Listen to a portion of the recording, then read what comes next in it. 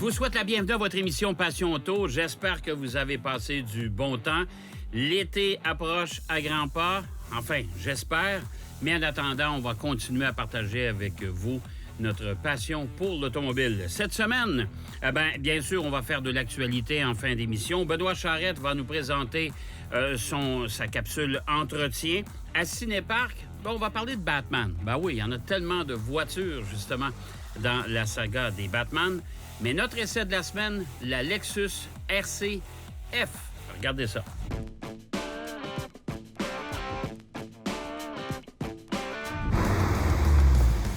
C'est fermé, ça? Mais toi, t'avais booké, right? Non, Mathieu, je t'avais demandé de booker. Ah oui, c'est vrai.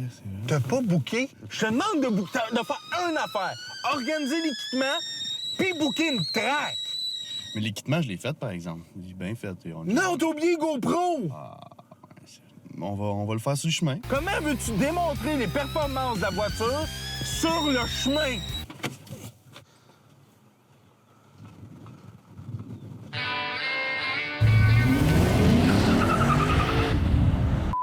$122 000 pour cette voiture-là. Moins cher, c'est plus cher. 122 000 pour cette voiture-là. Déjà que c'est plus cher qu'une BMW M4. Mais pourquoi? Nous allons le découvrir ensemble.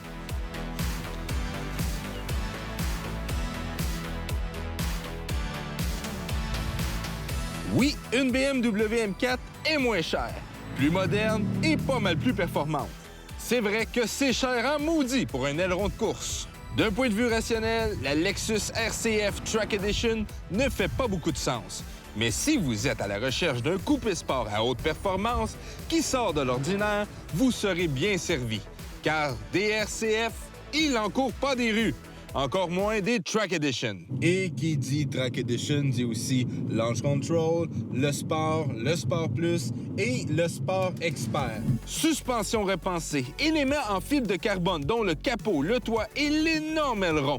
Des freins en carbone céramique, un arbre de transmission plus léger, des jantes 19 pouces BBS forgées plus légères, ratio de transmission plus court, différentiel arrière calibré pour la course et attachez vos trucs avec de la brosse 5 chevaux de plus qu'une RCF normale. 5 chevaux. 5 chevaux. C'est bien Toyota, ça. Tout le temps mettre plein de cossins alentour, mais juste 5 chevaux de plus. Tous ces éléments réunis font de la RCF Track Edition une machine de guerre comme il ne s'en fait plus. Plus légère de 121 livres qu'une RCF ordinaire. Toi, t'embarques là-dedans, puis tu scrapes tout ça. Femme dans ta gueule. Et à peine 165 livres plus lourde qu'une BMW M4, tout en développant une puissance et un couple comparables. Tu es capable de suivre avec ton Kodak? La RCF Track Edition a été conçue pour attaquer les circuits de course tout en conservant intactes les qualités tant dorées d'une Lexus. Même en mode Sport Plus, elle est hyper confortable sur les routes abîmées du Québec. Sa qualité de finition est sans reproche et son V8 est carrément increvable. Ah! Le son d'un V8, il n'y a rien qui clenche ça. Là, c'est pas comme BMW avec un turbo, une transmission qui est complexe. Non. T'as un V8, 5 litres, pas de turbo, pas d'hybride, pas de supercharge, une transmission bien ordinaire. Fait que pas de problème. C'est fiable. 472 chevaux, 395 livres-pieds de couple. Propulsion et jumelée à une boîte automatique à 8 rapports. Pour vous donner une idée, la BMW M3 d'un essai passé avec 473 chevaux et 406 livres-pieds de couple. Tout ça avec un 6 cylindres turbo. C'est quand même proche. Fait que dans le fond, c'est une Supra de luxe. Non, ça c'est BM qui s'en occupe.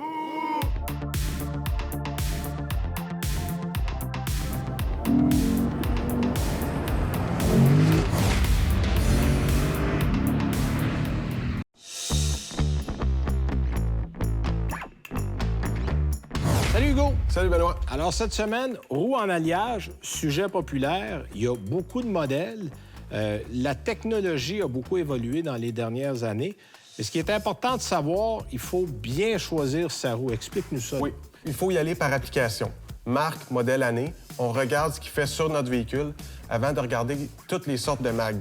Parce que souvent, on va en trouver une belle, mais elle ne fitera pas sur votre véhicule. Oui, parce qu'il faut le dire, selon le patron de boulon, selon la configuration, ça peut être un modèle pour des VUS, un modèle pour des camions ou un modèle pour des voitures. Oui. Donc, si vous en trouvez un beau, vous avez un VUS, c'est fait pour une voiture sport, ça ne marchera pas. Non. Parlant d'amélioration, on voit, là, on a des anneaux de centrage. Ça a longtemps servi, ça sert encore. Oui. Mais maintenant, on a des véhicules qui sont ajustés exactement au bon format. Là. L'anneau de centrage sert à éviter des vibrations parce que le moyeu de la roue n'est pas de la même grosseur que le véhicule. OK. Donc, ça peut vibrer. On met ça pour combler le vide. Sinon, de plus en plus, il y a des roues qui sont avec l'ajustement parfait, donc on n'a plus besoin. Donc, ça, c'est intéressant. Parle-nous aussi des améliorations qu'on a eues, parce que là, il y a des normes qu'on respecte maintenant, puis il y a des tests qu'on fait faire aux roues en alliage qui assurent une meilleure qualité. Oui, une roue plus légère pour les véhicules électriques. Donc, moins de consommation, puis ainsi de suite. OK. Ils font des tests, ils ont toutes des normes à respecter pour la solidité de la roue. Ils font des tests contre le calcium. Ah oui, ça, c'est l'hiver. intéressant. Donc, on teste l'hiver pour pas... Parce qu'on le sait, là, il y a eu une époque où les roues se désintégraient l'hiver. Là, c'était même pas beau tellement que c'était mal fait. C'est ça. Puis ce qui nous apporte avec les tests de calcium et tout, on a beaucoup de répliques d'origine que soit les gens prennent leur mag d'été pour l'hiver et prennent des répliques. Ah oui, des donc belles répliques c'est pour- rendu, en fait, c'est rendu tellement beau. Pourquoi? Parce qu'avant, on avait des bonnes vieilles roues en acier l'hiver et on gardait nos belles roues pour l'été. Mais là, avec des répliques qui sont moins chères, il faut le dire, Ouais. on est capable d'avoir, comme ça, ici, on en a une réplique. Une réplique de Tesla. Une réplique de Tesla qu'on peut acheter pour l'hiver, Ouais. puis garder ses belles roues pour l'été. Ou l'inverse. Des fois, les roues, quand on achète un véhicule, les roues plus de base, on les met l'hiver. Puis on peut mettre des plus grosses roues ou ainsi de suite à l'été. Ah, OK, ben oui. Évidemment, on parlait prix tantôt, mais les prix de ces roues en alliage-là ont baissé dans les dernières années. C'est peut-être une des rares choses qui a baissé en automobile. Oui, ça a baissé depuis plusieurs années. Et puis, ce qui est le fun aussi, on peut économiser des sous en ayant 2 sets de roues. On n'a pas besoin de les refaire monter sur les pneus sur les roues à chaque saison. Si on va dans l'atelier mécanique, ça prend moins de temps. Ça prend moins de temps, ça coûte moins cher, C'est puis ça. c'est moins tracas parce qu'on a en fait 8 pneus sur 8 jambes, Exact. Puis on peut même le faire de la maison si on est équipé. si on est équipé. Là, on a des outils sur la table. Explique-nous un peu à quoi ça sert, ça. Oui. On a soit une clé dynamométrique Oui. ou un accu-torque pour serrer les boulons à la bonne force. Oui, ça, c'est important parce que souvent, on serre trop. Ça, c'est correct, c'est quand il faut les desserrer, le problème. ça. Ça, c'est pour pas maganer ici, hein, Oui. ça? C'est une douille OK? pour enduit de plastique pour justement pas graffiner les roues quand on dévisse. Puis aussi, on a un outil qui s'appelle un extracteur. Oui. Lorsque les boulons anti-vol, on a perdu la clé, Ah oui, ils sont brisés. Les lock nuts. C'est ça, Oui. ça arrive souvent. Finalement, l'idée, c'est de bien choisir ses roues en alliage pour aller avec le véhicule qu'on possède. Merci, Hugo. De rien.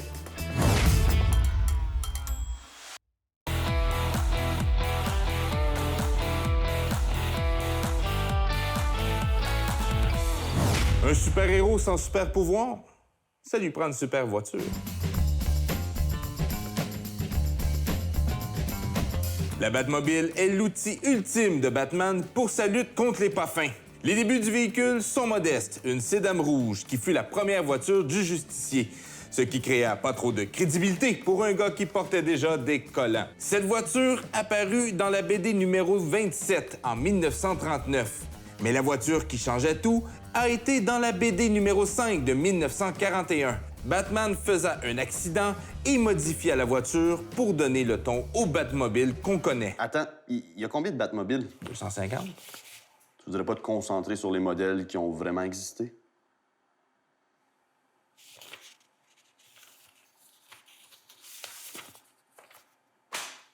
La première Batmobile qui passa à l'écran fut une vulgaire Cadillac qui avait comme gadget un toit rétractable. Le toit baissé, Bruce Wayne qui se baladait. Le toit monté, c'était Batman qui vient à notre rescousse. Mais c'est en 1955 que la Batmobile commence à marquer la pop culture. Le mandat est donné à George Barris. Il avait 2 semaines pour créer de toutes pièces la première Batmobile en tôle et en caoutchouc.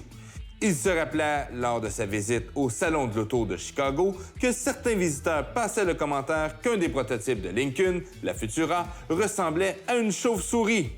Une fois modifiée, cette Batmobile venait de mettre les bases pour le futur. Une panoplie de gadgets, du style, mais surtout un moteur à réaction.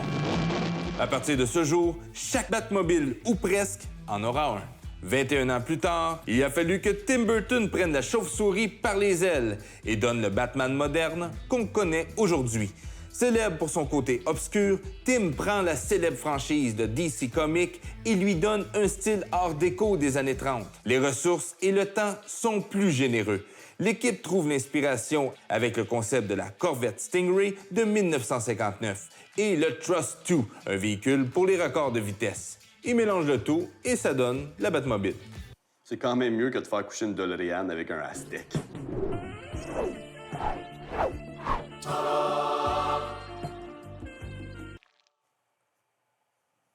On commence la construction sur 2 bases de Chevrolet Impala des années 80, équipées du bon vieux V8 350. On refait une structure complète en métal pour accueillir la coque de fibre de verre. Son design devient immédiatement un icône sur 4 roues qui domine le palmarès des plus belles Batmobiles. Mais durant sa conception, on avait oublié un élément majeur. Il n'y a pas de porte. Ils ont oublié de mettre les portes. Ben non. Les concepteurs se creusent la tête pour enfin trouver une solution. Un toit qui avance pour laisser une ouverture pour prendre place. Pourquoi avoir des portes quand tu peux rentrer comme un pilote d'avion de chasse dans ton char? Ça, c'est badass. Ou plutôt badass.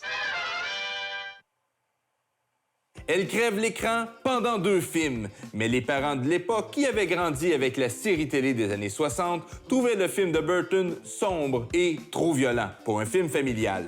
C'est alors que Joel Schumacher prend les rênes et engage une armée de designers pour créer ça. Une horreur visuelle qui donne la nausée.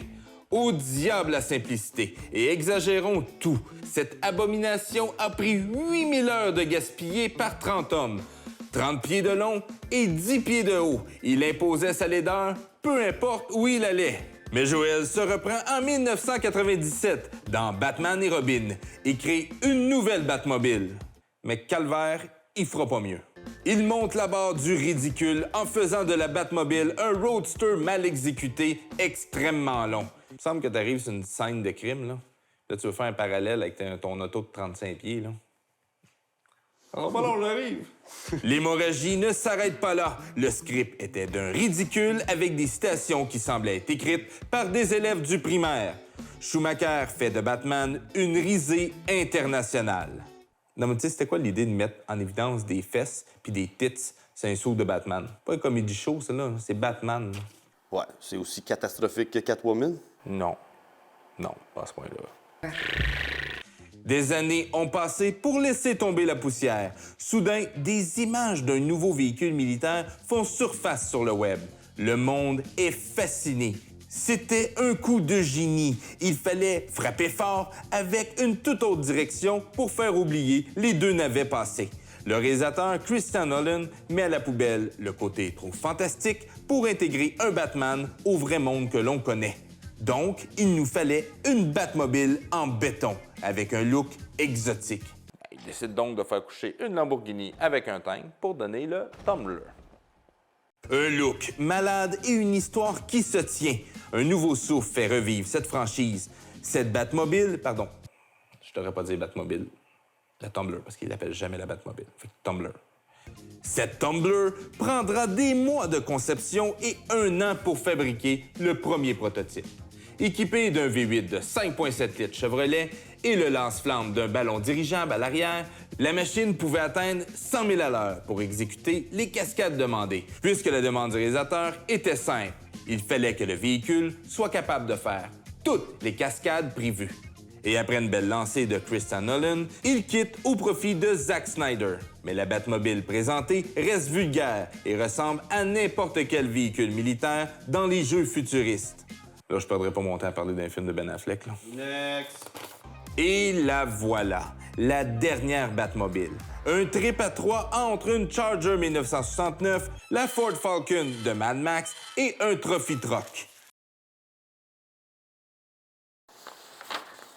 On revient avec le vent de pensée de Dolan. On veut que ça soit réaliste.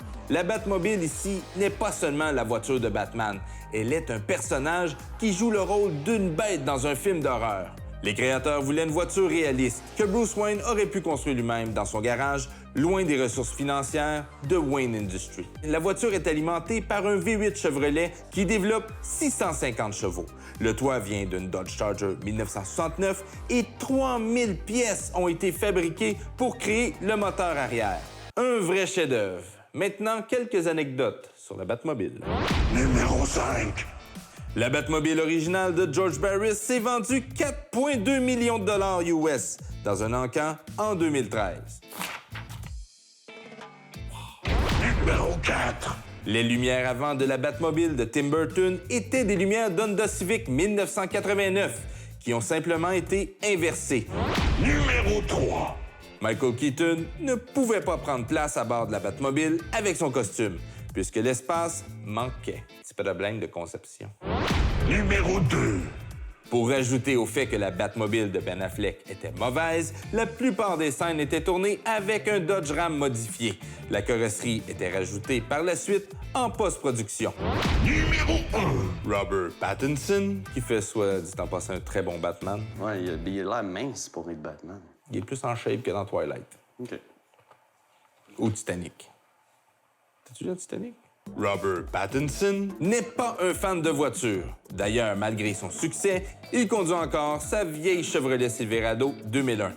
Il est né pour faire un Batman. Comment ça? Toutes les Batmobiles ont moteur Chevrolet. Et- Toutes. DC Comics a été le premier à mettre au grand écran leur héros. Superman de 1978 a longtemps été le film le plus rentable de la compagnie. Mais en 2002, Spider-Man vient jouer les troubles fêtes et surpasse les recettes en seulement un an. En 2008, Marvel change officiellement leur fusil d'épaule et commence la production de leurs films plutôt que de vendre des licences. Ce qui se résume aujourd'hui à avoir 3 films dans le top 10 des films les plus rentables de l'histoire et un box-office totalisant plus de 25 milliards de dollars en 20 ans. Tout ça a créé de l'ombre à DC Comics et les nombreuses flopées de celui-ci n'ont pas aidé la cause. Superman et Batman sont les plus rentables, mais très fragiles. Les prochaines années seront cruciales pour Batman, question qu'il reste dans la course de la popularité du public. En d'autres mots, soyez prudents quand vous touchez à la Batmobile.